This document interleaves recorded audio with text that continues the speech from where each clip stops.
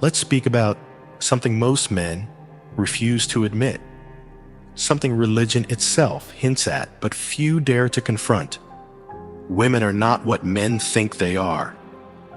Men are born into this world with a deep, unshakable thirst, a longing for a woman who will be our completion, our peace, the answer to the chaos of existence.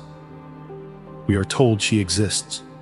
Society, poetry, even religion paints her in glowing colors. Virtuous, loyal, loving, a companion who will stand by us through life's trials. But this is a lie, a beautiful, intoxicating lie, one that nature has embedded in us, not for our happiness, but for our suffering. The bait of the ideal. From the moment we awaken to desire, we chase a phantom. We imagine a woman who embodies honor, purity, and devotion, a woman who sees us as we see ourselves, who values what we value. But this woman does not exist. She is a trick of biology, a lure to keep us striving, fighting, and sacrificing for something that was never real. The Quran, in its unflinching wisdom, tells us, "Your wealth and your children are but a trial, and God has with him a great reward." Think deeply on this. Even our closest bonds, our wives, our lovers, are a test, a means of exposing our weakness. We believe in their constancy, but they are creatures of the moment, swayed by emotion, impulse, and the shifting winds of circumstance. The Bible, too, strips away the illusion. "I find more bitter than death the woman whose heart is snares and nets, whose hands are fetters. He who pleases God escapes her, but the sinner is taken by her." Ecclesiastes 7:26. A brutal truth. Women are not the steady, virtuous pillars we imagine. They are unpredictable, governed by fleeting passions, drawn to what excites them now, not what endures. Nature's deception. Why does this happen? Because nature does not care about our happiness, only our survival. Love, as we envision it, is not real.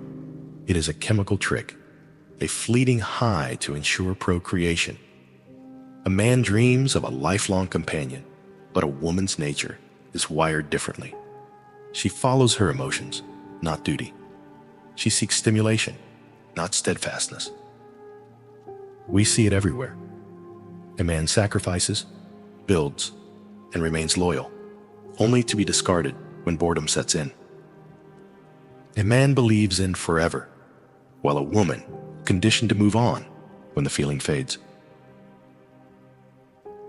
A man sees depth in beauty, but beauty is a temporary shell, and the soul behind it is often shallow, changing with the tides of emotion. This is not bitterness.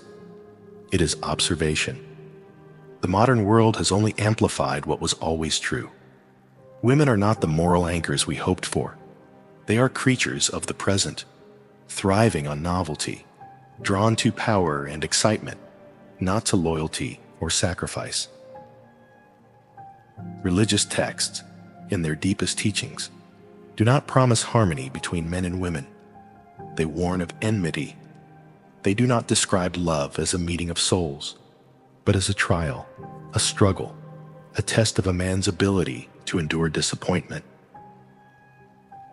The Quran promises new companions in heaven, pure, devoted, unlike the women of this world. Why? Because the ones here are flawed by design. The Bible speaks of a woman's heart as snares and nets. These are not accidents. They are divine revelations of a hard truth. What we seek in women does not exist in this life. The awakening. So what is the solution? To stop chasing the illusion, to see women for what they are, not evil, not malicious, but simply not what we dreamed.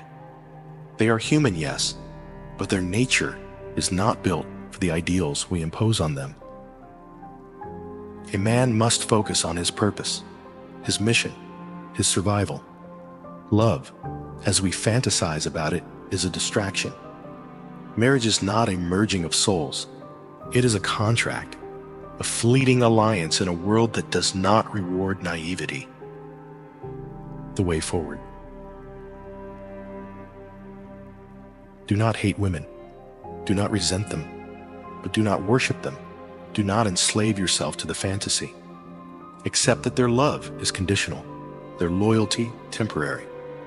Build yourself so that you do not need their validation.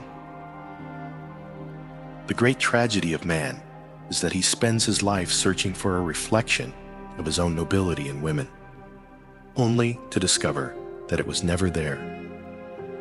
Psychological realities, the cost of cognitive dissonance.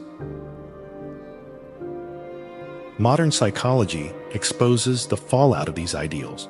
Studies show men who rigidly adhere to traditional gender roles report lower psychological distress, while women face higher rates of anxiety and depression, a testament to the strain of conforming to unattainable standards. 4.